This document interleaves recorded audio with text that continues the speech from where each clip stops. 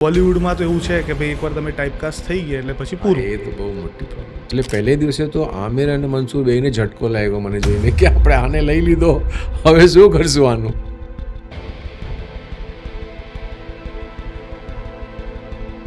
તો મેં કીધું કે ભટ્ટ સાहब मैं तो नहीं करूँगा ये.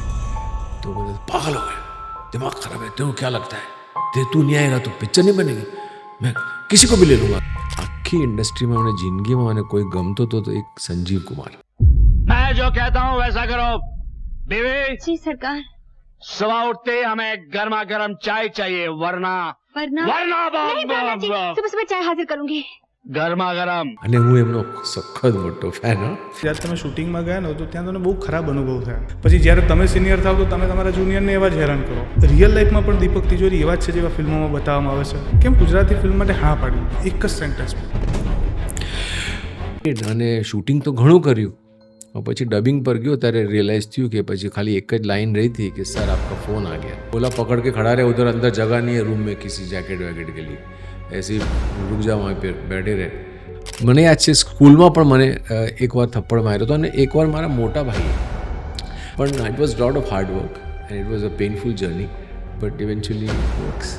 તો ભટ્ટ સાहब तरत જ वो नहीं हटेगा, उसने जो किया है वो रहेगा. એક વખત એ જેસ્ટર કદાચ કરી શકો તો. નમસ્કાર, સ્વાગત છે બેઠકના પોડકાસ્ટમાં. અને આજના આપણા પોડકાસ્ટમાં જોડાવાના છે દીપક તિજોરી. આશિકી ફિલ્મ તમે જોઈ હશે, અને ફિલ્મ જોઈ હશે તમને ખબર હશે કે હીરોના જે મિત્ર છે, જે એમના પ્રેમમાં સાથ આપે છે, એમની સાથેનો આજે પોડકાસ્ટ છે.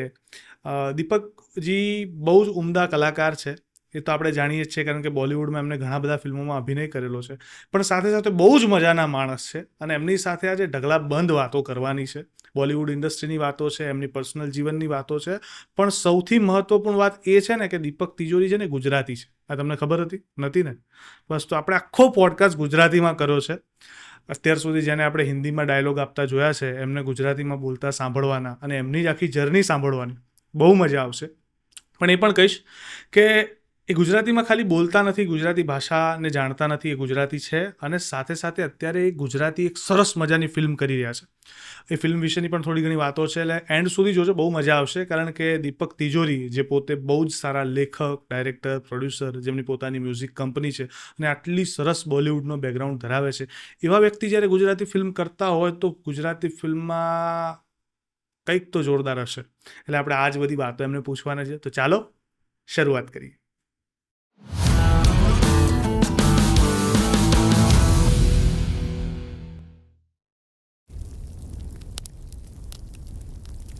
નમસ્કાર સર, સ્વાગત છે બેઠકમાં.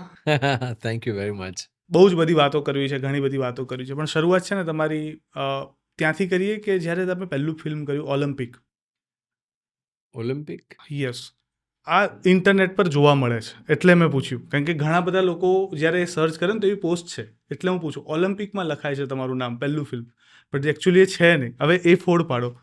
એ શું છે? એટલે ઓલિમ્પિક પિક્ચરનું નામ છે? હા, મને તો ખબર જ નથી. હું એ જ કહું છું કે ઇન્ટરનેટ ઉપર હજી સર્ચ કરો ને તો ઘણી જગ્યાએ ઓલિમ્પિક લખાઈને આવે છે, અને મેં કીધું આ ફિલ્મમાં તો છે જ નહીં, કે આવું ફિલ્મ જ નથી. એ તો એવી ફિલ્મ જ નથી. હા, તો કેમ એવું આવે છે?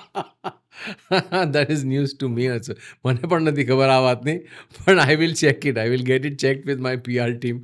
એ લોકોને કહીશ ભાઈ ગોતો અને કઢાવો. હા, કે ઘણી બધી પોસ્ટ છે, એક નહીં 6-7 પોસ્ટ મેં જોઈ અત્યાર સુધી. એટલે પહેલી ફિલ્મ હવે કઈ હતી એ કહો. અચ્છા, પહેલી ફિલ્મ હતી મારી તેરા નામ મેરા નામ.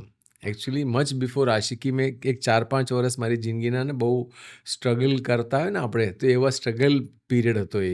અને એમાં મેં અમુક 4-5 ફિલ્મો કરી હતી, જેમાં આપણો એક નાનો મસ્તો રોલ હોય ને ઓળખાણ ના હોય, આપણી કાંઈ નહીં, આપણે જે કામ મળે એ લઈ લઈએ. બિકોઝ આપણે જ્યારે હું જ્યારે એકચ્યુઅલી પ્રેક્ટિકલી જ્યારે કોલેજની બહાર નીકળ્યો અને બધું થિયેટર વગેરે કોલેજમાં કર્યું, અને પછી જોબ કરતો હતો નોર્મલી, 2-3 જગ્યાએ જોબ કર્યા, because I had to obviously secure family also. તો એ પ્રમાણે I wanted to become an actor, અને મારી ઈચ્છા હતી. પણ આપણે પેલું વાંચ્યા ને પેલા અમિતાભ બચ્ચનના સ્ટ્રગલ પીરિયડ, અને અમારે ત્યાં એ વખતે જે આર્ટિકલ્સ આવે ને તો એમાં મિથુન ચક્રવર્તીનું સ્ટ્રગલ્સ કેવું હતું અને એ લોકોએ શું કર્યું, તો આપણને પ્રોત્સાહન મળે કે બરાબર છે યાર, આ લોકોએ આવું કર્યું તો આપણે બી આવું કરી શકીએ, તો વાય નોટ. તો એ પ્રમાણે મેં બી શરૂ કર્યું. મેં કીધું જે મળતું હોય એ લેતા જઈએ ભાઈ. પણ મળતા ગયા બધા એવા નાના નાના રોલ મળ્યા અને almost came to a point કે અહીંયા કાંઈ થવાનું નથી. હવે હું બિકોઝ અમુક ફિલ્મો હજી રિલીઝ થઈ છે અને મોટી ફિલ્મો હતી, પણ મને એક્સપેક્ટેશન હતું કે મારો રોલ વધારે હશે, મારો રોલ મોટો છે, હું એ શૂટિંગ ઘણું કર્યું હતું. એટલે પ્રેક્ટિકલી એક ફિલ્મ હતી જેમાં સંજય દત્ત અને સની દેઓલ, અને મને એમ કે વાહ, હવે તો મારી લાઈફ સેટ ભાઈ. અને વિલન જે મેઇન વિલન હતો એની સાથે પેલા 7 હેન્ચમેન હોય ને, તો એમાંનો એક હતો હું. તો એવું મને એવું કામ મળ્યું હતું. તો મેં કીધું કે ચલો કાંઈ નહીં, તો સની દેઓલ ને સંજય દત્ત, અને સની દેઓલ મને બોક્સ કરશે તો કદાચ હું દેખાઈશ ને, એવું બધું હોય ને મગજમાં. સો ઓલ દેટ આઈ ડીડ, અને શૂટિંગ તો ઘણું કર્યું. પછી ડબિંગ પર ગયો ત્યારે રિયલાઇઝ થયું કે પછી ખાલી એક જ લાઇન રહી હતી કે સર આપકા ફોન આ ગયા. એના પછી કીધું કે ચાલો આવી જાઓ, પેકઅપ તમારું. એટલે આઈ રિયલાઇઝ કે આ ઇન્ડસ્ટ્રીમાં આઈ વોઝ લિટલ ડાઉટફુલ કે કાંઈ થશે નહીં થશે. આઈ વોઝ લિટલ ડિજેક્ટેડ કે નહીં, આઈ થિંક મારે પાછું જ ફરવું પડશે અને I have to go back to નોકરી માટે. પણ એ જ ફિલ્મની વાતની અંદર છે ને એવું છે કે જ્યારે તમે શૂટિંગમાં ગયા ને તો ત્યાં તમને બહુ ખરાબ અનુભવ થયા, એટલે મેકઅપમેન દ્વારા કે હા ને, એ શું વાત હતી આખી? એ જરા. અરે વાહ, શું વાત છે, બહુ સ્ટડી કર્યું છે. એમાં બહુ મસ્ત કિસ્સો હતો યાર. એકચ્યુઅલીમાં હું બહુ નવો હતો અને હું મારા પોતાના કપડાં લઈને શૂટિંગ ઉપર ગયો હતો, બિકોઝ ડાયરેક્ટર સાથે મારું ટ્યુનિંગ બહુ સરસ થઈ ગયું હતું. અને એ શૂટિંગ વખતે અમે લોકો, મને યાદ છે, સેન્ટોર હોટલમાં શૂટિંગ કરી રહ્યા હતા. એ વખતે સેન્ટોર હતી જૂમાં. તો કપડાં વપડાં લઈને, મારું જેકેટ હતું, સૂટ જેવું હતું, અને મારું પોતાનું જ લઈ ગયો, બિકોઝ આ લોકો પ્રોડક્શનમાં નવા આપણે નિશાળ્યા હોય તો આપણને કાંઈ ફેસિલિટી મળે નહીં, અને કંપનીનો મેકઅપ મેન હોય તો આપણે જે બધા મેકઅપ કરતા હોય તો એવી રીતના કંપનીના મેકઅપ મેન સાથે આપણે જે લોકો જ્યારે ક્યારે ટાઈમ આપે ત્યારે બેસવાનું ખુરશી પર, નહીં તો પછી આપણે વેઇટ કરવાનું. તો એવી સિચ્યુએશનમાં હતો હું. તો વી વર શૂટિંગ ઇન ધ લોબી, અને લોબીમાં આપણે વેઇટ કરવાનું હતું. તો મને કંઈ પેલા ડિરેક્ટરે મને જોયો કે હું મારો કોટ પોતે પકડીને ઊભો છું, અને ગરમી હતી ને પહેરીને ઊભું રહેવું પડે ને, ગમે ત્યારે બોલાવી લે. એટલે એટલી આપણી ફેસિલિટી નહોતી કે સ્ટાર તો હતા નહીં કે આપણે આમ જ્યારે આવશે ત્યારે જેકેટ આવી જશે. તો હું પકડીને ઊભો, તો મને કહે કે અને હી ન્યૂ કે I belong to a different class all together, but હું મજબૂરીમાં યા જે બી રીઝનને લીધે હું આ રોલ કરી રહ્યો છું. તો he was very nice to me. અને મને કહે કે શું કામ પકડીને ઊભો છે જેકેટ, તો ઓલા ડ્રેસમેનને આપી દે. તો મેં કીધું અચ્છા ઓકે. તો હું પેલા ડ્રેસમેનને ગોતું, તો ડ્રેસમેનને ગોત્યો મેં કીધું કે દાદા ये क्या, क्यों? बोला वो बॉस ने बोला कि आप अंदर रख सकते हैं. मैं शॉट के टाइम पे बोला ये, बोला पकड़ के खड़ा रहे उधर, अंदर जगह नहीं है रूम में किसी जैकेट वैकेट के लिए, ऐसे ही रुक जा वहीं पे बैठे रहे. એટલે મને રિયલાઇઝ થયું કે ભાઈ હવે તો આ બધું જ કરવું પડશે. અને પછી એ ટાઈમે આપણે શોટ લેવાની પહેલાં આપણે પસીનો હોય તો આપણે કહીએ ને કે ભાઈ થોડા સા યસ પસીના આ રહા હૈ. તો ટિપિકલી હું શોર્ટની પહેલાં ઊભો થયો હતો, અને કંપનીનો મેકઅપ મેન હોય તો કંપનીના મેકઅપ મેનને दूरથી મેં કીધું દેખ अभी ये शॉर्ट हो रहा है तो थोड़ा पसीना निकाल लेना. क्यों? मेरे को ज़्यादा मालूम है, तुमको ज़्यादा मालूम है, जितना है ना शाइन उतना चाहिए, खड़ा रहे उधर. તો એવી રીતના વાત કરે આમ. તો મેં કીધું અચ્છા ઠીક હે, જૈસા આપ બોલતે હો. તો એવી રીતના મેં તો કર્યું બધું કામ. કટ ટુ પછી છે ને એ સેમ બિચારો મેકઅપ મેન, એને હું યાદ હતો ને મને એ યાદ હતો. તો એટલે પછી આફ્ટર આશિકી ક્યાંક ભટકાણો બિચારો.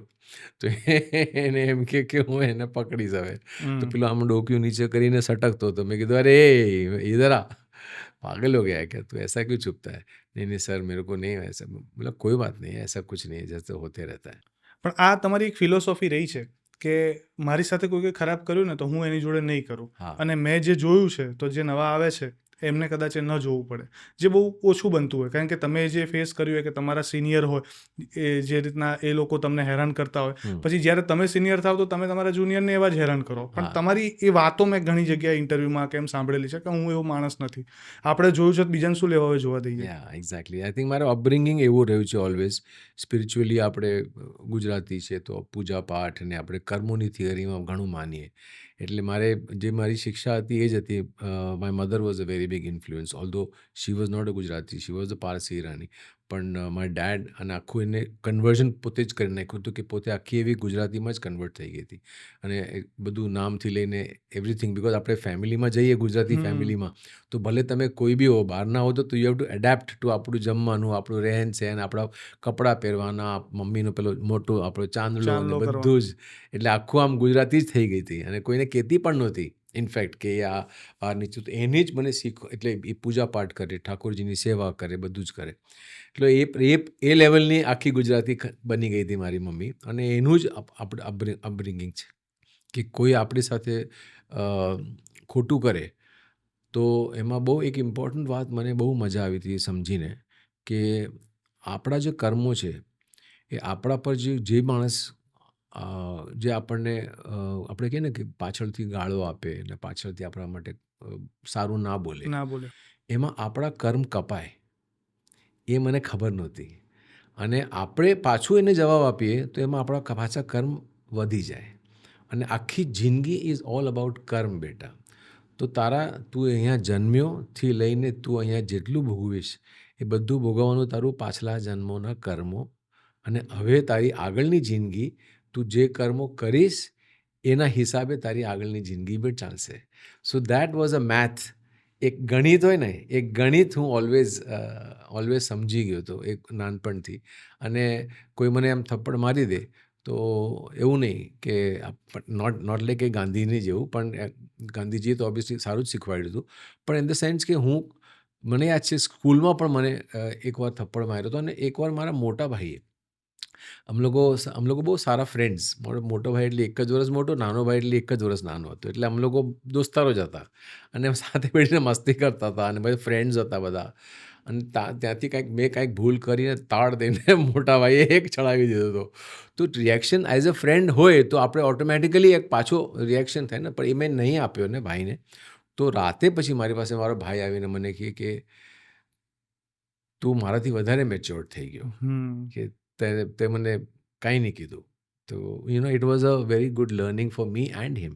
તો આઈ થિંક આ બધી નાની વસ્તુઓ આપણું જે અપબ્રિંગિંગ હોય એ પ્રમાણે આપણે પોતાની જાતને બદલવાની જરૂર નથી. અને સમાજ તો ઓબ્વિયસલી વી કાન્ટ ચેન્જ, બધાને સુધારવાની પણ જરૂર આપણે. તો એ લોકો જેવા છે તો એ લોકોને રહેવા દો ભાઈ. તમને ઠીક લાગે તો તમે સારું બોલો, નહીં તો પછી કાંઈ વાંધો નહીં. પણ છે ને તમારા જે વિચારો હોય ને તમારા ચહેરા ઉપર રિફ્લેક્ટ કરે, એટલે એનાથી તમારા ચહેરાનો ગ્લો, તેજ કે એવી પ્રકારની પ્રકૃતિ આભા તમારી તૈયાર થઈ જાય. અને મેજોરિટી રોલ પછી એવા જ મળે આમ જોવા જઈએ તો. અને બોલિવૂડમાં તો એવું છે કે ભાઈ એકવાર તમે ટાઈપકાસ્ટ થઈ ગયા એટલે પછી પૂરું. એ તો બહુ મોટી પ્રોબ્લેમ. અને એવું જ છે કે તમે એક બહુ સરસ મિત્રનો રોલ ભજવ્યો છે. એટલે બધા એવી કામ ના કરે કે મિત્ર હોય તો દીપક તિજોરી જેવો હોય. તો એ જ મારે સમજવું છે કે રિયલ લાઈફમાં પણ દીપક તિજોરી એવા જ છે જેવા ફિલ્મોમાં બતાવવામાં આવે છે. મારું બહુ મોટું એક સ્ટેટમેન્ટ હતું એ વખતે છે ને, મારું આર્ગ્યુમેન્ટ થતું હતું ભટ્ટ સાહેબ સાથે. અને ઓબ્વિયસલી ભટ્ટ સાહેબ સાથે ઘર જેવો રિશ્તો થઈ ગયો હતો. બિકોઝ હું પ્રેક્ટિકલી એના ઘરનું ફર્નિચર હતો. લિટરલી એવું હોય કે ભટ્ટ સાહેબ ઘરમાં ઘૂસે એની સાથે સાથે અમે લોકો બધા 2-3 જણા હતા, એ ઓલવેઝ ઘૂસતા હોઈએ, એની સાથે બેસતા હોઈએ, એમની સાથે જ બધું. એ જમતા હોય તો પછી એ જમી લે અને પછી પાછા આવે અમારી પાસે, પછી સારું થઈ જાય પાછું. એટલે આર લાઈફ વોઝ ટોટલી કે એ શૂટિંગ પર જાય તો અમે એમની પાછળ, એ ઘરે આવ્યો તો એમની પાછળ, સિટિંગ રૂમમાં જાય, પણ હી યુઝ ટુ અલાવ અસ. અને એ અમારું ગ્રોથ હતું કે એમનું સાથે અમને રાખવાની કારણ એ હતું કે તમે લોકો શીખો અને ખાલી એક્ટિંગ કરવાનો વિચાર નહીં કરવાનો, તમારે આ બધું જ શીખવાનું. તો એડિટિંગ રૂમમાં જાય તો અમે એડિટિંગમાં બેસીએ, રાઇટિંગ રૂમમાં જાય તો સિટિંગ કરવા માટે બેસતા હોય તો અમે સાથે બેસીએ. એટલે ત્યારથી મારું આખું નોલેજ ની આખી કિતાબ વધી ગઈ હતી. તો I think that is where I think we all started. And upbringing because of that changed a lot. Grounding કહે ને આપણે, ગ્રાઉન્ડિંગ, તો ગ્રાઉન્ડિંગ એના લીધે બધું ક્લીન થતું ગયું. પણ it was lot of hard work and it was a painful journey, but eventually it works. પણ રાહુલ રોય કરતાં તમારી એજ તમે થોડા સિનિયર એજ. હું સિનિયર છું. અને જ્યારે શૂટિંગનો સીન હતો, પહેલો દિવસ હતો સેટ ઉપર, ને મહેશ ભટ્ટજી બંનેના ખભા ઉપર હાથ રાખે છે, એક બાજુ રાહુલ રોય છે ને એક બાજુ દીપક તિજોરી છે, અને એવું કહે છે કે જો દીપક, હવે તું આનો મિત્ર છે તો બી અ જેન્યુઅન ફ્રેન્ડ. હા, એક્ઝેક્ટલી. અને તમે નિભાવ્યું in real life also. Real life also I am still his friend. હે ને? ડેફિનેટલી. જીવનમાં એવું બન્યું છે કે કોઈ બીજા મિત્રો માટે ક્યાંક એવું કરવું પડ્યું હોય છે બહુ રિસ્કી હોય? ફોર એક્ઝામ્પલ, કોઈ મિત્ર લગ્ન કરતો હોય તો કોર્ટમાં સહી કરવા જવું છે. બહુ વાત થયું છે. ઇનફેક્ટ એક one of the most riskiest moment was કે મારો એક ભાઈબંધ હતો, હી વોઝ અ મુસ્લિમ, હા. અને આપણે જે રાઇટ્સનો ટાઈમ હતો, અને રાઇટ્સના ટાઈમમાં, અને આઈ વોઝ ઓલરેડી, મેં ફિલ્મો કરી હતી એ વખતે, તો હું નોન હતો, અને એ જ્યાં કોલોનીમાં રહેતો હતો તો ત્યાં અમુક મુસ્લિમ હતા, બહુ વધારે નહોતા, અને એ ગભરાયેલો હતો, એ એકલો રહેતો હતો, એ ગભરાયેલો હતો મુંબઈમાં, અને મારું ઘર થોડુંક 10-15 મિનિટ દૂર હતું, અને એ જ્યાં રહેતો હતો ત્યાં એ સોસાયટીની અંદર ઓબ્વિયસલી લોકોને ખબર હતી કે આ મુસ્લિમ છે, અહીંયા રહે છે. તો એ વખતે બહુ જ ખતરનાક માહોલ હતો, અને બધા આપણા હિન્દુ ભાઈઓ બધા ગોતીને બધાને કાઢતા હતા બહાર. તો એ એક ફિયર હતો એનો. તો હું જેટલા દિવસ એ હતું ને એટલા બધા દિવસ હું એના ઘરમાં એની સાથે રહ્યો. આખી રાત મેં એની સાથે કાઢી, અને ક્યારે બી એને એવું ફીલ નહીં થવા દીધું કે કે હું તારો દોસ્તાર છું, તો હું લાઈફનો દોસ્તાર છું, એટલે આઈ સી ટુ ઇટ કે ઇટ ડઝન્ટ રિયલી મેટર. અને ઇનફેક્ટ મારા પપ્પા મમ્મી મને બહુ જ કહે કે તું એને અહીંયા લઈ આવ. કીધું ના, અહીંયા લઈ આવીશ તો આપણને બધાને રિસ્ક છે, એના કરતાં હું એકલો રિસ્ક લઉં એ વધારે ઇઝીયર છે. એટલે પછી આઈ use to go and stay with him. ને કોઈ બી આવે તો મેં કીધું કે હું દરવાજો ખોલીશ, તું ચિંતા નહીં કર, તું શાંતિથી બેસ. પણ અમુક ત્યાં લોકાલિટીમાં બધાને ખબર હતી કે એ દીપક તિજોરી કા દોસ્ત છે, તો એટલે પછી આ લોકો વધારે એને ત્રાસ ના આપ્યો, અને it was a safe time કે હી ક્લિયર થઈ ગયો અમારો આખો એ time. But that was a risky time, because આવા ટાઈમે ને આવા મૂડમાં લોકો હતા ને, એટલે એ ટાઈમે તું દીપક તિજોરી હોગા તેરે ઘર મેં, તેરે કો તો નહીં કર રહે ને કુછ, ચલ તું બહાર આ. એટલે હવે એ લોકોનું તો એવું થાય ને. તો પ્રેક્ટિકલી આઈ વોઝ પ્રિપેર્ડ કે કદાચ એવું થઈ શકે છે, પણ આઈ ડોન્ટ નો, મેં રિસ્ક લીધું એ વખતે, ને that was I think so. But at the same time when I told Bhatt साहब मेरे को क्या हर टाइम मेरे को आप इधर दोस्त बना रहे हो, को मेरे को प्रमोट कब करोगे? તો એમને જ મને કીધું, because I was very close to Pooja was my best friend, Pooja Bhatt સાથે. તો જે વખતે એ ડેડી મેં હિરોઈન હતી ને, અમે લોકો સ્ટ્રગલર હતા, ત્યારથી એને મને જોયો છે કે કે હાઉ આઈ યુઝ ટુ બી, કે ભટ્ટ સાહેબને મળવાનું ને તેમને એને એક કેમિસ્ટ્રી જામી ગઈ હતી. અને એ વખતેથી આજ સુધી બી અમે હજી દોસ્તારો છીએ. અને પ્રેક્ટિકલી સ્પીકિંગ એ જ મને ભટ્ટ સાહેબ કહેતા હતા કે એનો પૂજાનો કોઈ કંઈક પ્રોબ્લેમ થાય ને તો એ મને ફોન કરી દે એ વખતે, અને કે આવું થયું છે. તો આઈ use to take care of Bhatt સાહેબ ઓલ્સો, અને સી ટુ ઇટ કે પૂજા કાંઈ ખોટું ન કરે. તો એ જ વસ્તુના લીધે ભટ્ટ સાહેબ કે તું जेन्युइनली बहुत अच्छा दोस्त है, तेरे खून में है, पता नहीं क्या है जो स्क्रीन पे इतना अच्छा निकल के आता है कि तेरे से अच्छा दोस्त नहीं हो सकता स्क्रीन पे. અને એક ફિલ્મ એવી હતી જેમાં તમને દોસ્ત માટે ઓફર કરીને પછી તમે ના પાડી, અને એમને કોઈક બીજાને લીધો, અને આખા સેટ ઉપર પછી કંટાળ્યા, મારા નામની બહુ ગાળો કાઢી. એનો પ્રોડ્યુસર બી મારી ફ્રેન્ડ હતી, એટલે એ મને યાદ છે કે એમને એ વાત બી નહોતી ગમતી કે હું એમને કંઈક મને ઓફર કરે ને પછી હું મારા લોજિકલી કહું કે મારે નથી કરવું. તો obviously being a father figure, E always say ને, આપણા પપ્પા આપણને કહે ને કે તું ડફર, તું સમજતો નથી આ બધું શું છે પ્રેક્ટિકલ વસ્તુ, તારે જે કરવાનું જરૂરી છે, you should B scene more. It doesn't matter કે તારી સાથે કોણ છે, કે તારો રોલ કેવો છે, તું ડઝન્ટ મેટર, તું કર. પણ ઓબ્વિયસલી બધી ચીજો ના કરું. હું ઘણી વાર એવું થયું ભટ્ટ સાહેબ સાથે. I have had some wonderful moments with Bhatt સાહેબ. ઇનફેક્ટ જ્યારે અમે મારું એમની સાથે રિશ્તો છે ને, it's almost just like I can ask him and talk to him anything. He gave us that liberty કે એકદમ પ્રેમનો. અને એ મને બોલે તો કંઈ બી બોલે ને તો એ આપણે કે ને પ્રેમથી આપણે બોલાવીએ, તો પ્રેમથી ગાળો પણ બોલતા હોય ને તો અમને કાંઈ ઇફેક્ટ ના થાય. They are not taken as કે abuses, they are taken as કે because he loves you, he has a way of saying કે આ આવી રીતના કહેવાય. અમુક આપણા દાદાજી કેવા હોય કે અહીંયા તો કેવી રીતના બોલતા હોય, આમ કોઈ દિવસ પ્રેમથી બહુ ઓછું હોય. તો એ લોકોની જે જનરેશન હોય તો એ પ્રમાણે જ હું આઈ યુઝ ટુ ટ્રીટ, કે એ મને કંઈ કહે બી તો similarly that incident happened, and that time he offered a film. અને એમને કીધું કે આ તારો રોલ છે. અને મેં રોબિન ભટ્ટ, એમનો brother, he was the writer. તો રોબિનદાએ મને કહી દીધું હતું કે પછી આવું છે તારું રોલ, અને આ લોકો છે. તો મેં કીધું કે ભટ્ટ સાહેબ મેં તો નહીં કरूँगा ये. तो बोले पागल हो गया, दिमाग खराब है, तेरे को क्या लगता है, तू नहीं आएगा तो पिक्चर नहीं बनेगी, मैं किसी को भी ले लूँगा. तो मैं बोला भट्ट साहब मारो एक दोस्त ત્યાં ઉભો હતો, મેં કીધું इसको ले लो, इसको ज़रूरत है. अच्छा तेरे को ज़रूरत नहीं है, इसको लेता हूँ, इसको ले लो. तो એને લઈ તો લીધો, પછી ત્યાં સેટ ઉપર ફા બિકોઝ એ કરી નહીં શકે, એ પરફોર્મ નહીં કરી શકે. અને પછી મને રોજ ખબર પડે, મારી પ્રોડ્યુસર જે હતી એ ફ્રેન્ડ હતી, તે કહે કે આજ તેરે કો બહુત ગાલિયાँ પડી है, आज तेरे को बहुत सुनने मिला है કે તિજોરી પાગલ હે, તિજોરી બેકાર હે, તિજોરી. એટલે આવું બધું ચાલતું હતું સેટ ઉપર. પણ it was with love and affection that he was missing me. I was feeling good કે Bhatt saheb was missing me and he wanted me to be there. So it was such a beautiful feeling કે આપણને એવું લાગે કે આટલો મોટો માણસ ને આવો વ્યક્તિ એને લાગે છે કે આ દીપક હોવો જોઈતો હતો. પણ છે ને મારા પોડકાસ્ટમાં જેટલા પણ ગેસ્ટ આવે ને એમને હું દરેક વખતે જ્યારે એવી ડિગ્નિટરીઝ આવે કે જેમને લાઈફ જોઈ છે, દુનિયા જોઈ છે, લોકોને સમજ્યા છે, એમને હું પૂછું હંમેશા કે સાચો મિત્ર કોને કહેવાય. અને તમને ના પૂછું તો પછી ખોટું પડે. એટલે મારે તમારી પાસેથી જાણવું છે કે સાચો મિત્ર કોને કહેવાય. આમાં છે ને બે વસ્તુ છે.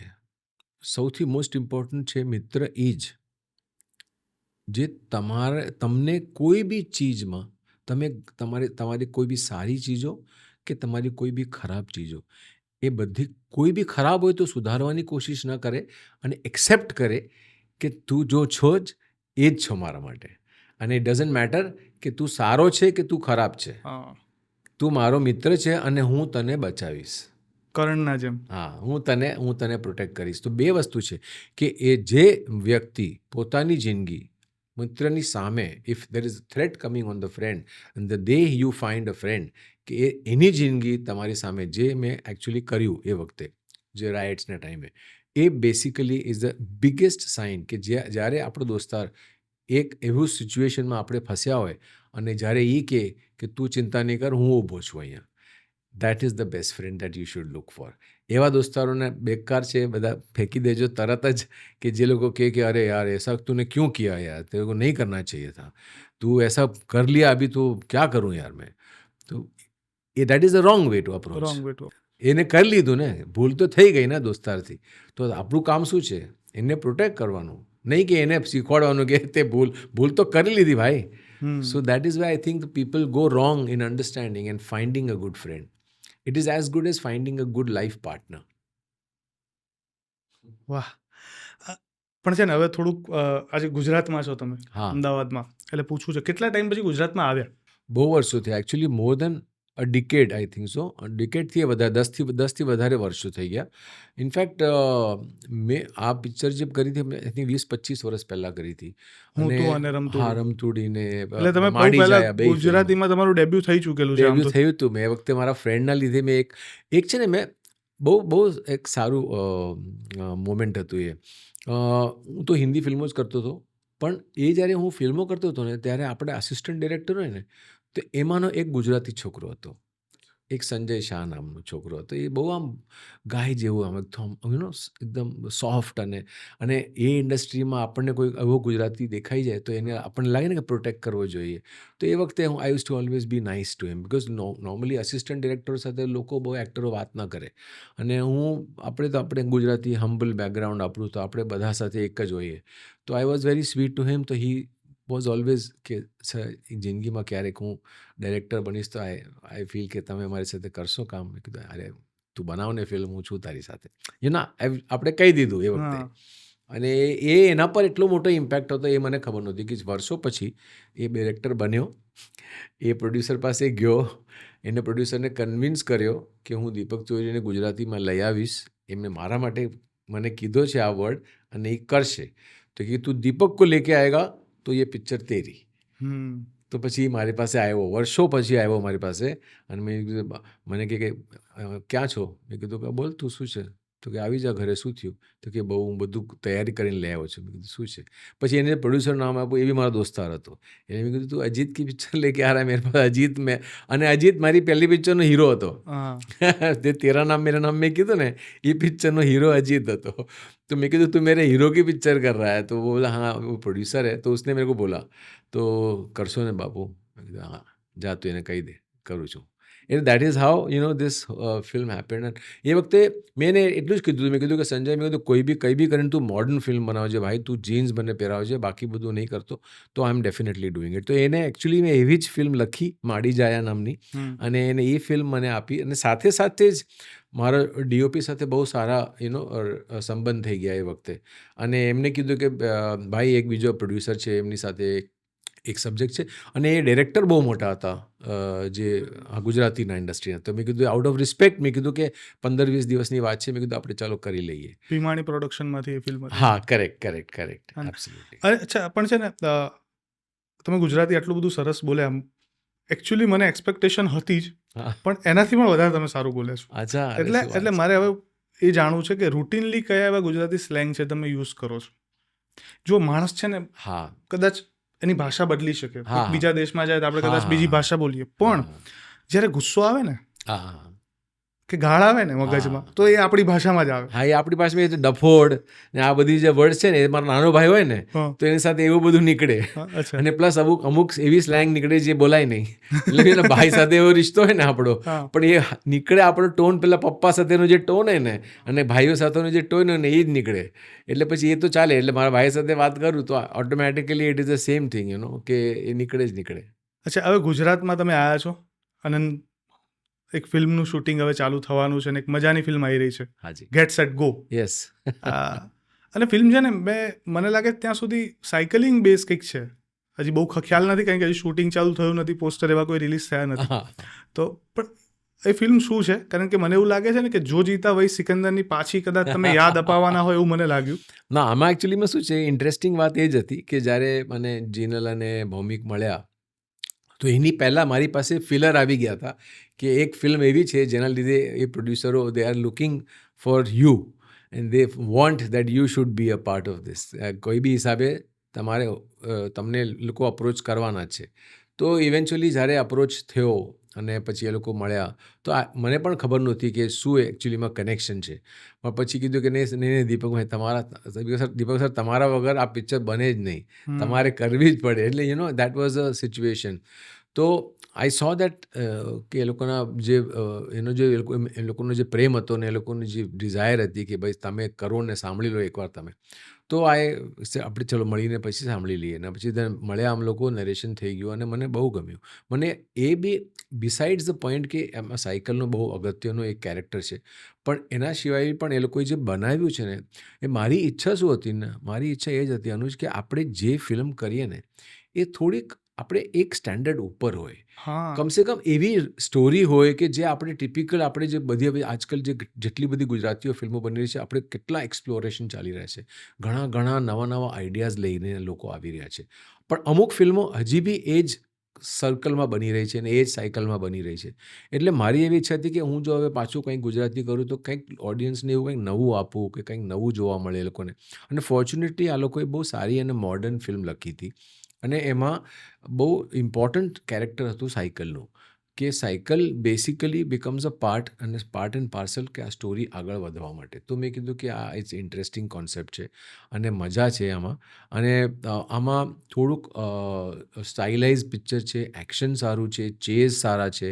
એટલે એમાં મને પોતાને બી એક ફીલ આવ્યું કે હમણાં જ્યારે મુહૂર્તમાં હું સાયકલ પર બેઠો તો વસ્તુ લાગે આમ કે ચલો, અને તરત મારું રિએક્શન શું હતું તને ખબર છે કે બિફોર પેલો પડદો ખુલે ને એની પહેલાં I was about to take the stance of the bicycle, કે મારું રિએક્શન એ જાય કે I should sit like this. પણ પછી મને રિયલાઇઝ થયું કે ના ભાઈ, it is not that, this is not Jo Jeeta, but this is another concept, આખો નવો જ કોન્સેપ્ટ છે ને નવી અપ્રોચ છે ટુવર્ડ્સ સાયકલિંગ. તો આઈ થોટ કે I should just portray as everybody else, and then that is how I change my stance. પણ એક ઓટોમેટિક હોય ને એક વસ્તુ આપણા જે સિસ્ટમમાં ઘૂસી ગઈ હોય. પણ મને લાગે લોકોને જોવાની બહુ મજા આવશે, કારણ કે જો જીતા હે વહી સિકંદર ગુજરાતમાં કોઈ એવું નહીં હોય જેને નહીં જોઈ હોય. અને હવે જો ગુજરાતી કોન્સેપ્ટમાં આવી કોઈ ફિલ્મ આવી રહી છે અને એમાં દીપક સર પણ છે, તો ડેફિનેટલી લોકો જોવાના જ છે. અને એક વસ્તુ છે, એ વખતે તમે જે સ્ટાન્સની વાત કરી, એ વખતે બહુ અઘરા પડ્યા હતા તમારે શીખવા માટે, કારણ કે તમને નેશનલ લેવલના લોકો તમારી જોડે હતા, અને તમે આમ સ્ટ્રેટ બેસો તો એર ફ્લો આવે સામેથી, તો તમે એ રીતના બહુ પ્રેક્ટિસ કરતા હતા. બહુ પ્રેક્ટિસ કરીએ, ઇવન થાઈઝ માટે બહુ એક્સરસાઇઝ કરી. ઇનફેક્ટ મને યાદ છે કે હું હોલિડેની વખતે હોલિડે નથી ને અમે લોકો જિમમાં જાય ને, તો એ જ જિમમાં ત્યાં શક્તિ કપૂર બી સિનિયર હતો અમારો, તો he was already a star. અમે લોકો બધા સ્ટ્રગલરો હતા ને નવું હતું ને મારા માટે જો જીતા, એટલે હું એસ્ટાબ્લિશ એટલું બધું થયો નહોતો. તો આપણે જિમમાં જઈને પછી રોજ જઈને પછી સાયકલ ચલાવું પગ, because I had to make my thighs stronger. તો મારું એ જરૂરત હતી, એ મારી રિક્વાયરમેન્ટ હતી. કે અમે લોકો આપણે ઊટીમાં 4 કલાકથી બી હજી ઉપર જઈને ત્યાં સાયકલ કરવાની છે, ને ત્યાં ઓક્સિજન ઓછું, ત્યાં બ્રીધિંગ પ્રોબ્લેમ આવે, ત્યાં તમારા પગ તમારા સ્ટ્રોંગ નહીં હોય તો you will not be able to pedal નહીં કરી શકીએ આપણે. તો એ માટે પ્રેક્ટિસ કરવા માટે રોજના કંઈક કલાક 2 કલાક કન્ટિન્યુઅસલી આમ કરતો તો હું છે ને મારા થાઈઝ આખા આમ થતા હતા. તો મને શક્તિ એક દિવસ કહે છે, શક્તિ કપૂર ત્યાંથી જ બોવા પાડે કે અરે બંધ કર, તેરા पैर अभी हथौड़ा बन गया है. तो हाँ सर, मैं कहा क्या करें, अभी ये फिल्म ऐसी मिली है तो करना पड़ेगा. तो that is how I kept on working towards it. But cycling માટે ઇટ વોઝ અ બિગ ઝટકો ફોર મી, બિકોઝ જે દિવસે મેં લોકો સિલેક્ટ કર્યો ને તો મને એમ કે આપણે સાયકલ રેસ છે ને સાયકલ ચલાવવાની છે, પણ આપણે તો કેવી સાયકલ ચલાવે, આપણે આમ સ્ટાઇલ મારતા હોય, હાથ છોડીને આમ હીરો બનીને ચલાવતા હોય, એ બધું શીખ્યા હોય આપણે, પણ નોર્મલ સાયકલ. પણ આ જે લોકોની સાયકલ હોય એના ગિયર્સ હોય ને એ લોકોની આખું એક સ્ટાન્સ હોય, એનું કાંઈ જ નોલેજ નહોતું. એટલે પહેલે દિવસે તો આમિર અને મનસૂર બેયને ઝટકો લાગ્યો મને જોઈને કે આપણે આને લઈ લીધો, હવે શું કરશું આનું. તો પછી આ અમુક પારસી છોકરાઓ હતા જે નેશનલ ચેમ્પિયન્સ હતા, અને એમાં એક નેવિલ નામનો છોકરો હતો, બહુ જ ઉસ્તાદ. તો એની પાસે મને મોકલ્યો અને કીધું કે ભાઈ તું જા અને બેસીને બધું શીખવાડે ને કેવી રીતના. પછી દેન હી ટોટ મી કે આવી રીતના બેસવાનું, આ સ્ટાન્સ હોય, આટલું નીચે જવું પડે અને હેડ આવું રહેવું પડે તો આપણું વિન્ડ કટ થાય, તો આપણા છાતી પર નહીં આવે, તો આપણી સ્પીડ આપણને બ્રેક નહીં કરે.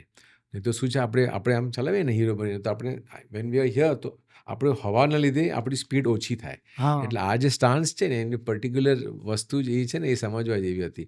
એ બધી મને શીખ એ વખતે મળી. પછી ગિયર ચેન્જ કરવાના, ક્યારે કરવાનું, શું રીઝન હોય ગિયર ચેન્જ કરવાનું. So all those things were amazing to learn. એટલે આઈ થિંક એ બધું આ પિક્ચરમાં કેવી રીતના એ લોકો લઈ આવશે અને શું લઈ આવશે, પણ it is not about racing this movie. It is cycles are very important part, but besides that character itself is a very strong character જે મને એ લોકોએ આપ્યો છે ને એ કરવામાં મને મજા આવશે. ઇવન તમે એક બહુ સારા રાઇટર છો, ઘણી બધી વસ્તુ બહુ સરસ રીતે લખાઈ છે, અને હમણાં જ એક શોર્ટ ફિલ્મ, હા, you knows about echoes of us, અને એને તો ઘણા બધા એવોર્ડ મળ્યા છે એમ. હા, મળી રહ્યા છે હજી. હા, હજી ચાલુ જ છે. હજી ચાલુ છે. એટલે દેર ઇઝ સરપ્રાઇઝ એકચ્યુઅલી કે એનું બહુ ઇન્ટરેસ્ટિંગ એમાં એ છે કે આઈ વોઝ ને ગોઈંગ થ્રુ અ ફેઝ હમણાં કે હવે મારે પાછી એક્ટિંગ કરવી હતી, બિકોઝ મેં આની પહેલાં એક ફિલ્મ કરી છે ઇતર, તો આ લુકમાં કરી છે. અને મને જ્યારે ઈચ્છા આવી ને કે હું હવે એક્ટિંગ કરવા માગું છું, એનું કારણ જ એ છે કે મેં પેલા કાળા વાળ કરવાનું બંધ કરી દીધું. અને મેં કીધું હું થાકી ગયો યાર. મેં કીધું હવે આ કેટલા દર 15 દિવસે કલર મંગાવો અને પછી આ કરો. મેં કીધું યાર ત્રાસ છે યાર, આ મારાથી ન થાય. એટલે પછી મેં બંધ કરી દીધું. અને મને આમે ઓલવેઝ સિલ્વર મને બહુ ગમતું હતું. એટલે હું પહેલાંના એક્ટર હતા ને જે લોકોના આવા mark Zuber and all that, તો મને બહુ ગમ. મેં કીધું યાર મારે બી એ જ રાખવું છે ને, શેખર કપૂર અને આવું બધું પર્સનાલિટી હોય ને, તો મેં કીધું મને આવું જ કરવું છે, છોડી દે. એટલે પછી છોડી દીધું. પછી જેમ થાય એમ થાય.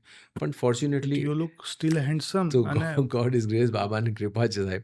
તો આઈ ફીલ કે ઠીક I am blessed, may be genes and all that. તો આઈ ફીલ કે આ જ લુકમાં હવે મારે કામ કરવું છે, અને મારે પેલું આમાં નથી પડવું કે હવે ગીતો ગાવાનું ને આ બધું કરવાનું. મેં કીધું ગાઈશું, પણ એટલે ફેમિલી ફિલ્મ હોય અને કંઈ મેચ્યોર્ડની લવ સ્ટોરી હોય ગઈ. તો ફોર્ચ્યુનેટલી એક દિવસ હું નેચર્સ બાસ્કેટથી બહાર નીકળી રહ્યો હતો, અને ત્યાં મારી એક ફ્રેન્ડ હતી, એ વખતે ડિરેક્ટર બની ગઈ હતી, અને she was a ad film director. એને કંઈક 400-500 એડ ફિલ્મો કરી હતી, અને વીના બક્ષી નામ છે. એટલે એ પણ બાજુમાં રહેતી હતી, આજુબાજુમાં જ. અને એને એવી થેલી લઈને નીકળીને હું બહાર અંદર જઈ રહ્યો હતો, અને મને જોયો કે દીપક યુ લુક લાઈક ધીસ. મેં કીધું યા, क्या मतलब? पूछता है मैं एक स्क्रिप्ट है, विल यू रीड इट? तो मैं कીધું હા હું વાંચીશ યાર, I have been looking for something good, because I don't want to do કે ટિપિકલી આ બધું બંધ કર્યું મેં, કેટલા વર્ષો થઈ ગયા. તો આઈ અન્ડરસ્ટુડ કે ડેફિનેટલી એવું તો નહીં જ હોય, બિકોઝ હવે આ લુકમાં એને મને અપ્રોચ કર્યો છે. તો મેં કીધું કે ઠીક છે, મોકલાવી દેજે સ્ક્રિપ્ટ. તો એને મોકલાવીને મને બહુ ગમી યાર. અને just the kind of cinema કે જેનું હું ભૂખ્યો હતો જે સિનેમા માટે 90sની અંદર, જેની મને એવી ભૂખ હતી કે મારે એ કરવી હતી, એ ફિલ્મો કરવી હતી. બિકોઝ અમે નસીરભાઈને જોઈએ, અને ઓમપુરીને જોઈએ, અને આ શબાનાજીને જોઈએ, અને આવી બધી ફિલ્મો કરીને લોકો રાજા મહારાજા હતા. અમે ગમે એટલા કમર્શિયલી સક્સેસફુલ થઈ જાય અને ગમે એટલું પરફોર્મન્સ કરીએ, ભલે ગમે એવી એક્ટિંગ કરીએ, પણ જ્યારે એ લોકોની બાજુમાં ઊભા હોય ને અરે બોસ! આ તો આ છે. એટલે એવી વાત જે છે ને, તો એ મને ફિલ્મો કરવાની બહુ ઈચ્છા હતી અને એ વખતે બી મેં ટ્રાય કરી તો મને મળી નહીં. પણ ફોર્ચ્યુનેટલી આને જે સ્ક્રિપ્ટ આપીને એ બસ બિલકુલ એવી જ સ્ક્રિપ્ટ હતી. મેચ્યોર્ડ કપલની story about second chances. Second chances જે આપણે શહેરોમાં 50% of the families they are separated. Couples are separated. તો એટલે એક એક માણસ જે સેપરેટ થઈ ગયો અને એક જે ફિમેલ છે એ સેપરેટ થઈ ગઈ છે અને નાવ આપણે એક ફિયર હોય કે આપણે શુડ વી અગેન કે આપણે પાછું એવો રિલેશનશિપમાં આવી શકીએ. આવીએ તો શું થશે, નહીં સમાજ થાય, કઈ રીતના જોશે? કેવું સમાજ કેવી રીતના જોશે અને આપણે કરવું જોઈએ કે નહીં કરવું જોઈએ, કે આપણા છોકરાઓ મોટા થઈ ગયા છે. એટલે એ બધી ચીજો છે ને એની અંદર બહુ બહુ મસ્ત તરીકે તે હતી. એટલે મને થયું કે યાર આ બહુ જ કરેક્ટ ફિલ્મ છે અને મને લાગે કે અચ્છા આ લોકો પાછા group of people who are national award winners. આનો સાઉન્ડ એન્જિનિયર બિશ્વદીપ ચેટર્જી, જે બધા આ બધા રાજુ ઈરાનીના ક્લેનના બધા લોકો છે. એટલે મને એવું થયું કે I must work with these kind of people અને things will look better for me. I have satisfaction કે મેં કંઈક એક્ટિંગ તો કરી, મેં પરફોર્મન્સ તો કર્યું પણ મને એક ફિયર હતો. મને ફિયર શું હતો ખબર છે કે આપણે પોતે જ આટલું વર્ષો કામ કર્યું હોય ને આપણે એક પર્ટિક્યુલર ટાઈપની ફિલ્મો કરીને ટાઈપનું આપણને એક સક્સેસ મળ્યું હોય અને આપણને એવું થાય કે હવે એ અલગ હતો અને એ વ્યક્તિ અલગ હતો અને આ વ્યક્તિ અલગ છે. Personality has changed. તો મારે છે ને મારા ઓડિયન્સ જે લોકો મને એટલો પ્રેમ આપ્યો છે ને પાછળ ઇન દેટ લાઈફ, તો આઈ ફીલ કે આ જિંદગીમાં પણ મને એટલો પ્રેમ જોઈએ. પણ એ લોકોને મારે એ યાદ નથી દેવડાવવું કે હું આવો હતો ને આવો લાગતો હતો ને આવી રીતના નાચતો હતો. એટલે મારે એ નથી, ડેફિનેટલી એટલું અલગ કરવું છે. અને આ કોન્શિયસલી મારે ઓલવેઝ ઈચ્છા હતી. મારે એક મોસ્ટ ફેવરેટ એક્ટર કોણ ખબર છે? આખી ઇન્ડસ્ટ્રીમાં મને જિંદગીમાં મને કોઈ ગમતો હતો તો એક સંજીવ કુમાર ને આપણા હરિભાઈ જરીવાલા. અને હું એમનો સખત મોટો ફેન. એટલે એમની એક એક ફિલ્મો આમ કેટલી વાર જો કે એમનું જે પરફોર્મન્સ, અને મારી બહુ ઈચ્છા કે યાર મને જિંદગીમાં યાર મને આવા રોલ મળવા છે, મને આવા રોલ. મને કોઈ ઇન્ટરેસ્ટ નહોતો કે હું જો ત્રિશુલ બને તો હું આર કે ગુપ્તા બનું બેસિકલી. તો અને આઈ વોઝ વેરી હેપી કે ભાઈ શોલે બને તો હું સંજીવ કુમારનો ઠાકુર બનું, પણ બીજું કાંઈ નહીં. એટલે મારી આમ ઓલવેઝ, અને એમની ફિલ્મો પેલી ખિલોના, કોશિશ ને એ બધી એવી કેવી ગજબની ફિલ્મો. પણ અત્યારે કેમ બોલિવૂડમાં આવી ફિલ્મો નથી બનતી અને કેમ સાઉથની પ્લીઝ ફિલ્મો કે ને વધારે કાંઈક છે? આ લોકોને કરવા માટે હું બેઠો છું રોલ્સ કરવા માટે. ના, પણ ગુજરાતીમાં ડેફિનેટલી અત્યારે થઈ રહ્યું છે. હા, એટલે હું એક્સપેરિમેન્ટ એ જ એક્સપ્લોર કરવા માટે મેં કીધું કે આ જે પરફેક્ટ ટાઈમિંગ છે કે જેમાં ગુજરાતીમાં એટલી બધી ચીજો એક્સપ્લોર થઈ રહી છે ને, તો મારે એ જ ઈચ્છા છે કે યાર કોઈક ખિલોના લઈને આવે ને કાં તો કોઈક કોશિશ લઈને આવે, એવું કંઈક લઈને આવે જેનાથી આમ આપણને, મને બી આમ સેટિસ્ફેક્શન મળે કે જે ચાલો કંઈ વાંધો નહીં, આપણે હિન્દીમાં ન કર્યું પણ આપણે આપણી ભાષામાં ને આપણા ગુજરાતીઓ માટે તો હું કમસે કમ એવું પરફોર્મન્સ કરીને આપીને બતાવો એ લોકોને કે તમે જુઓ યાર આ પાછું તમે યાદ કરો સંજીવભાઈને. અને છે ને આજે તો વાત કરીને, પણ મારે એક જ પ્રશ્ન, અને મારો આનો જવાબ છે ને મારે એક સેન્ટેન્સમાં જોઈશું. કેમ ગુજરાતી ફિલ્મ માટે હા પાડી દીધી એક જ સેન્ટેન્સમાં? કે એવું તો શું આ સ્ટોરી, આ પિક્ચર માટે એવી શું સ્ટોરી ક્યાં ટચ કરી ગઈ? Script, actually primarily script. પછી મને ભૌમિક અને જિનલની એ લોકોની મને સ્પિરિટ મને બહુ ગમી. જે સ્પિરિટ હોય ને, એટલે આપણે જેની સાથે કામ કરતા હોઈએ ને, હું એક ચીજમાં માનું, એ બહુ સિમ્પલ છે, બહુ સિમ્પલ, અને મને લાગે છે કે આ બહુ લોકોએ અપનાવવું જોઈએ. હું એ લોકો સાથે કામ કરવા માગું ઓલવેઝ જિંદગીની અંદર, જે લોકોને ભૂખ હોય. જેમને ભૂખ ના હોય ને, જેમનું પેટ ભર્યું હોય ને, એની સાથે કામ કરીને આપણું જિંદગી વ્યર્થ છે. આપણને કોઈ રિસ્પેક્ટ નહીં મળે, આપણને પ્રેમ નહીં મળે, આપણને કોઈ થેન્ક યુ પણ નહીં કહે. પણ આ જે વસ્તુઓ મેં જો હંમેશા જોઈ છે ને, 90% ઓફ ધ ટાઈમ મેં હંમેશા એવું જ કર્યું છે. મેં અમુક લોકોને હું કાસ્ટ પણ કરતો હોઉં ને, તો હું કાસ્ટ કરતી વખતે પણ જોઉં કે ભાઈ આ કેરેક્ટરને ભૂખ છે, આ એક્ટરને આ રોલ કરવાની ભૂખ છે તો લઈએ. નહીં તો આ બધા આવે ને, મતલબ ચાલ આજ ક્યાં કરને ગए, કોણ સા સીન હે, અચ્છા ઠીક હે. એટલે આવા જે એટીટ્યૂડવાળા હોય ને, એ લોકો સાથે કામ કરીને બેકાર મજા ના આવે. તો આઈ ફીલ કે દેટ ઇઝ ધ રીઝન બે જણ જે હતા ને ભૌમિક અને જિનલ, એ લોકોનીમાં ધગસ છે, એ લોકોમાં સ્પિરિટ છે, એ લોકોનામાં સખત ફાયર છે કે અમારે આ કરવું છે અને આ પ્રૂવ કરવું છે ગુજરાતી ઇન્ડસ્ટ્રીમાં. હાલાકી એ લોકો બી મુંબઈના છે, એ લોકો બી બેસ્ડ ત્યાં છે ને એ લોકો બી ત્યાં એઝ અ એક્ટર કામ કરી ચૂક્યા છે, વર્ષો સુધી સ્ટ્રગલ કરી ચૂક્યા છે. તો I think what I like કે એ લોકો બી આપણે અમદાવાદમાં આવીને ગુજરાતી ફિલ્મોનું, અને આ જે સ્ક્રિપ્ટ છે ને એ ઇઝીલી હિન્દી બની શકે એમ છે, હા બોસ, પણ આ લોકોને હિન્દી નથી બનાવી, અચ્છા, આ લોકોને ગુજરાતી જ બનાવી છે. એટલે જો એ કહું છું ને કે that is what I am saying કે આમાં આ સ્ક્રિપ્ટમાં એટલું પોટેન્શિયલ છે કે આ એક નવી વસ્તુ છે અને નવી વસ્તુ ગુજરાતી ને હિન્દી માટે પણ નવી છે.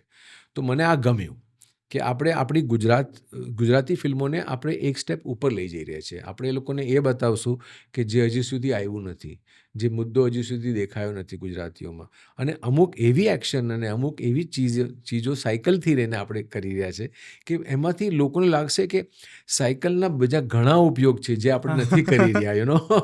સો that is where I am coming from કે I think this is gonna be a film. આ જે ફિલ્મ છે એ ડેફિનેટલી એક લેન્ડમાર્ક તરીકે જોવાશે કે આ યાર આ કોન્સેપ્ટ પણ મજાનો છે અને આમાં એન્ટરટેનમેન્ટ પણ છે અને આમાં એક્શન પણ છે અને એક્ટિંગ કરવાવાળા બધા લોકો પણ છે. આ મને એ બી બહુ ગમ્યું કે આમાં જે બધા જોડાયેલા લોકો છે. એટલે ઓલ્ધો મને ખબર નહોતી કે મારી સાથના જે કલાકારો છે એ પણ અહીંયાના બધા દિગ્ગજો છે. રોનક છે અને સંવેદા છે, શરદભાઈ આવ્યા હતા. તો શરદભાઈને હું 1993માં અમે લોકો સાથે કામ કર્યું હતું હિન્દી ફિલ્મમાં પહેલાના શામ, મારી એમાં શરદભાઈ મળ્યા મને.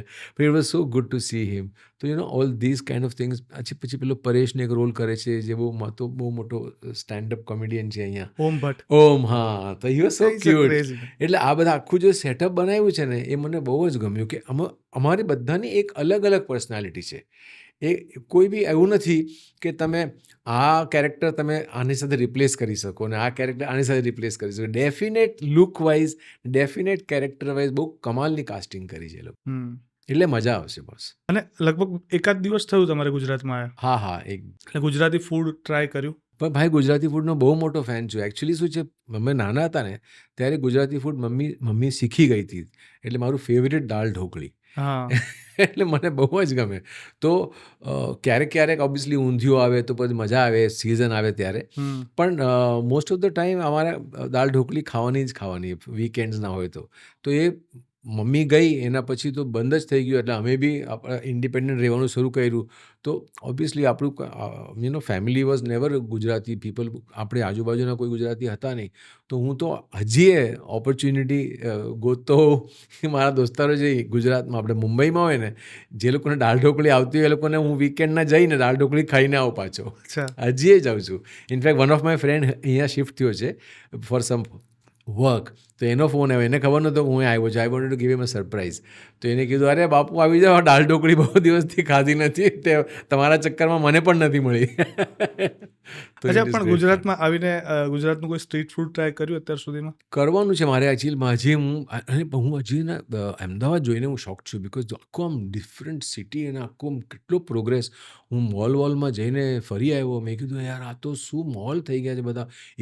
એક બ્રાન્ડ, બધી જ ચીજો મળે છે અહીંયા. એવી કોઈ વસ્તુ નથી જે મને નહીં દેખાય કે યાર ઇધર નહીં હે.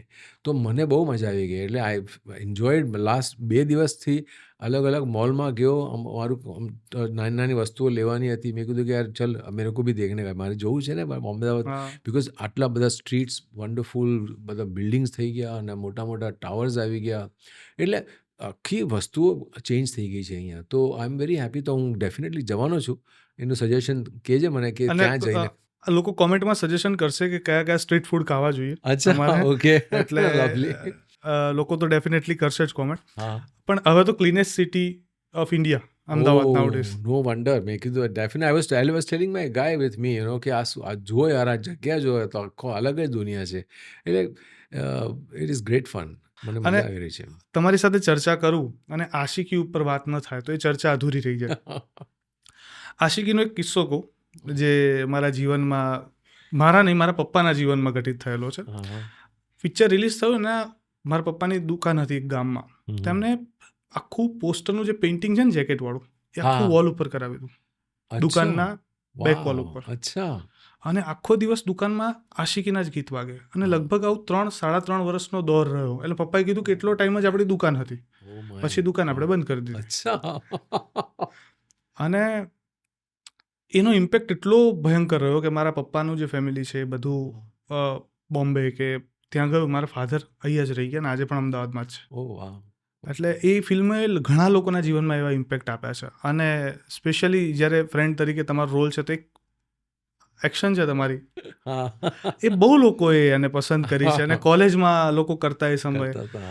બટ એ કઈ રીતના, કારણ કે આ તો ક્યાંય સ્ક્રિપ્ટમાં લખાય નહીં કે આમ કરવું, એ કઈ રીતના આવ્યું હતું મારે એ જાણવું છે. હા, એકચ્યુઅલીમાં ઇન્સ્ટન્ટલી જ ભટ્ટ સાહેબ મને કીધું હતું કે જે વખતે અમે લોકો પહેલું ગીત કરી રહ્યા હતા અને ફર્સ્ટ સીન છે ને, પેલો હું એના ટેબલ પર આવું છું ને એ ગીતો એ રેસ્ટોરન્ટમાં ગીત ગાય છે અને પછી ઇન્ટ્રોડક્શન થાય છે, તો ત્યાં મને કીધું કે તું આકે ઉસકો હાલો બોલ દે, એસે જૈસે કે તું આગે હે. તો ઠીક છે. તો મને એ ઈચ્છા થઈ કે હું આવી રીતના જેસ્ચર કરું. પછી મને ભટ્ટ સાહેબ પૂછ્યું કે ये रखने का है? बोला हाँ. बोला भट्ट साहब जब भी मैं ऐसे करूँगा. अच्छा ठीक है कर ले. ભટ્ટ સાહેબે તરત હા પડી. પણ એનો પછી બહુ પેબેક બહુ અઘરું હતું કે શૂટિંગ કરતા ગયા અમે લોકો. આ હું જ્યારે યુઝ કરી શકતો હતો ત્યારે હું યુઝ કરતો ગયો. પણ દેર વોઝ અ ટાઈમ કે પિક્ચર જ્યારે હવે રિલીઝ પર હતું અને એ વખતે એ લોકો એડિટિંગ રૂમમાં બેસે ને પછી ફાઇનલ પ્રિન્ટ કરે, એ લોકો ફાઇનલ ડિસિશન કે આ રાખવાનું, આ નહીં રાખવાનું, આ રહેશે, આ નહીં રહેશે, આ લેન્થ આટલી રહેશે ને આટલું સીન કપાઈ જશે. તો એ વખતે ના, અને એ વખતે બધા ઘાગ લોક બેસે, એડિટર પણ હોય, ડાયરેક્ટર પણ હોય, ડાયરેક્ટરની સાથેના જેટલા એસોસિએટ્સ હોય પ્લસ જે રાઇટર્સ હોય બધા જ બેસતા હોય.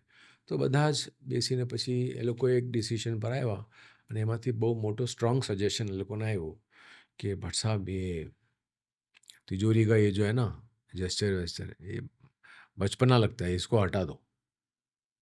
तो भट्ट साहब तरत જ वो नहीं हटेगा, उसने जो किया है वो रहेगा. એટલે એની હી જસ્ટ સેડ ઇટ. અને ઇટ વોઝ બિગ સરપ્રાઇઝ કે ફ્રાઈડે પિક્ચર રિલીઝ થઈ ને પછી એમનો જ એસોસિએટ પહેલાં રિએક્શન માટે ગયો હતો. એટલે ગીતો હિટ થઈ ગયા था, वी वर सिक्योर्ड कि गाने सुपर हिट हो गए तो गानों की वजह से लोग तो आएंगे. अभी लोग कितने रुकेंगे वो सिर्फ पिक्चर के ऊपर डिपेंड करता है. बिकॉज આપણું કન્ટેન્ટ સારું ના હોય તો ગમે એવા તમે ગીત સારા આપો તો એવું નથી કે ખાલી તો પછી ગીતો તો આપણે છાયા ગીતમાં જોઈ લેશું એવી રીતના કરીને, પણ એવું ના ચાલે. થિયેટરમાં જવા માટે લોકોને કન્ટેન્ટ હોવું જ જોઈએ. એટલે પછી જ્યારે ફર્સ્ટ ડે કન્ટેન્ટના બેસિસ ઉપર ત્યારે થિયેટરમાંથી નીકળ્યા અને અમે લોકો પણ ગભરાયેલા હતા કે શું થશે ખબર નહીં. બિકોઝ આટલું મ્યુઝિક આટલું મોટું હિટ થઈ ગયું ને, ફિયર વોઝ કે અમને એક્સેપ્ટ કરશે કે નહીં આ લોકો બધા. તો એ પ્રમાણે જ્યારે લોકો બહાર નીકળીને પછી પેલા રવિ એમનો જે એસોસિએટ છે એને ફોન કર્યો ભટ્ટ સાહેબને કે ભટ્ટ સાहब पब्लिक पागल हो रही है और वो तिजोरी किधर है, तिजोरी की लॉटरी है. बोलते हैं क्या हो गया? अरे उसका वो जो उसने जो जेस्चर किया ना भट्ट साहब, सब कॉलेज के बच्चे लग गए काम पे. तो भट्ट साहब ने फ़ोन आया, वो बोलता अरे तिजोरी घर पे आ तो आजा आजा, गुड न्यूज़ है, सब लोग देख रहे हैं और देख तेरा जेस्चर, सब लोग चालू हो गए. So it was just something out of the blue which you just think of it. तो I think that was just a spontaneous thing. અને it was good of Bhatt saheb કે એમને રાખ્યું. એટલે એ એવો ટાઈમ છે ને કે આજે લાસ્ટ મોમેન્ટમાં આ લોકો બેસતા હોય ને બધા ઘાગ લોકો, they are very critical towards everything કે ઓડિયન્સનું રિએક્શન કેવું આવશે, ઓડિયન્સ શું વિચાર કરશે ને. અને એ વખતે જ આ ડિસિશન લીધું કે નહીં રાખીએ, ગમે એ થાય પણ રાખીએ. એ that credit obviously goes to Bhatt saheb. એક વખતે જેસ્ટર કદાચ કરી શકો તો અહીંયા જ કરું. હા. અને અચ્છા ને, મારે બહુ બધી વાતો કરી છે પણ સમય મર્યાદાનો અભાવ છે એટલે હું બધી વાતો તો નહીં જ કરી શકું. પણ છેલ્લે તોય હવે ગુજરાતમાં છો, ગુજરાતી ફિલ્મ કરી રહ્યા છો, ગુજરાતની એવી કઈ વાત છે જે તમને બહુ વધારે ગમે છે? આપણે છે ને બહુ પ્રોગ્રેસિવ અને બહુ એડેપ્ટિવ લોકો છીએ. કોઈ બી પરિસ્થિતિમાં આપણે ઝૂકતા નથી અને આપણે કોઈ બી હાર માનતા નથી, ચાહે આપણી પરિસ્થિતિ કેવી પણ હોય છે. મારે જેટલા બી છે ને ગુજરાતીઓને એટલા માટે, because that is where I come from and that is what I love about all of us, કે આપણે અહીંયા નહીં, આપણે અમેરિકામાં હોય, આપણે રશિયામાં હોય, આપણે ગમે ત્યાં ટિમ્બકટુ નાખી દો આપણને, હા પણ આપણે ગોતી લેશું. આપણું જમવાનું, આપણું રહેવાનું, આપણા પૈસા આપણે જમા કરી લેશું. That is exactly what I feel, કે આપણે એટલા જ માટે આપણે એવા ફેલાયેલા છીએ કે આપણી ગુજરાતી ફિલ્મો દુનિયાના કેટલા પ્રદેશોમાં ચાલી શકે છે, અને આપણે એ ચલાવવી જ જોઈએ. અચ્છા, તિજોરી મ્યુઝિક લાગે છે ગુજરાતી ગીતો બનાવશો? બનાવવા તો છે મારે, ડેફિનેટલી બનાવવા છે મારે. મેં કોકને વાત પણ કરી હતી કે ડેફિનેટલી મારે બનાવવા છે, તો એના માટે તું સજેશન આપજે મને, આપણે ડેફિનેટલી કરશું. અને મારે એ પણ જાણવું છે કે અત્યારે કોઈ ગુજરાતી ગીતો સાંભળો છો? હા, મને છે ને મારું ફેવરેટ એક છે ને મારું હું ઘણીવાર મારી એક ફ્રેન્ડ છે, she is also Gujarati garba queen, Anita Sharma નામ છે, અને એ ઘણા દાંડિયાસ કરતી હોય છે. તો હું ગમે ત્યારે એને રિક્વેસ્ટ મોકલું ને તો એને ખાલી એક જ કહું, ઓધાજી મને મોકલ યાર. અરે મને મારા વાળ ઊભા થઈ જાય એ જે મારી પાસે ને, એટલે literally she has to sing, અને મને ઓલું કરીને મોકલે, કવર વર્ઝન કરીને મોકલે. તો ઓદાજી is one of my life time favourite. ક્યારે નાથ દ્વારા કે શ્રીનાથજી દર્શન કરવા જાઓ છો? હું ગયો છું ને શ્રીનાથજી. ઇનફેક્ટ મારી પાસે એક જેકેટ છે, મારી પાસે શ્રીનાથજીનો અહીંયા એ પણ છે. હું હમણાં રિસેન્ટલી એક આરડી બર્મન નાઇટમાં ગયો હતો, અને ત્યાં મારી જે એક કોટી છે ને એની અંદર મારા શ્રીનાથજીના એ છે, મારું પિન પહેરીએ ને પિન, તો શ્રીનાથજીની પિન છે, તો એ હું ઓલવેઝ રાખું જ છું અહીંયા, કારણ કે આપણે શ્રીનાથજી છે તો બિલીવર છે. તો હું એ આરડી બર્મન નાઇટમાં ગયો હતો ને, તો it was a wonderful reaction. There was this probably a Gujarati lady ત્યાં, એ બી આરડી બર્મન નાઇટમાં હતી, અને સડનલી એને મારું પેલું શ્રીનાથજી જોયું ને તો એટેચમેન્ટ આવી ગઈ, અને એના હસબન્ડને કીધું કે શ્રીનાથજી પહેર્યું છે, શ્રીનાથજી પહેર્યું છે. મેં કીધું કે હા, મેં કીધું ઓબ્વિયસલી, મેં કીધું જય શ્રી કૃષ્ણ. એટલે શી વોઝ શોક્ડ. તો એ તો ડેફિનેટલી શ્રીનાથજી તો ઓબ્વિયસલી. મુંબઈમાં પણ જૂમાં અમારા ઘરની બાજુમાં હવેલી હતી, તો ત્યાં જતા હતા. મારી મમ્મી રેગ્યુલર ત્યાંની મેમ્બર, સવારના 3:30-4 વાગે જાય. આજે ઠાકોરજીની સેવા ખરી ઘરમાં? છે, ઠાકોરજી છે, પણ એવી રીતના સેવા નહીં જેવી મમ્મી કરી શકતી. પણ અમે દાગીના, ગહેના અને કપડાં અને બધું જ રેગ્યુલરલી પહેરાવીને પછી બેસાડતા હોય ઠાકોરજીને. ઠાકોરજી તો આપણે એકવાર આવ્યા હોય તો પછી ઘરમાંથી જાય નહીં ને જ્યાં સુધી, એટલે હજી છે. દ્વારકા ગયેલા છો કોઈ દિવસ? દ્વારકા નથી ગયો યાર. પ્લીઝ જાઓ, અમારું સજેશન છે. ડેફિનેટલી એકવાર ડેફિનેટલી જાઓ. ત્યાંની જે એનર્જી અને જે છે, અને કહેવાય છે કે 20 માંગો ને અને 30 આપે, એનું નામ દ્વારકાધીશ. શું વાત છે. એટલે ડેફિનેટલી ત્યાં જાઓ. ઓકે. અને બહુ જ મજા આવી વાતો કરીને. મને એવું લાગે છે ને કે કદાચ તમારી સાથે પોડકાસ્ટ 5-6 કલાકનો થઈ શકે.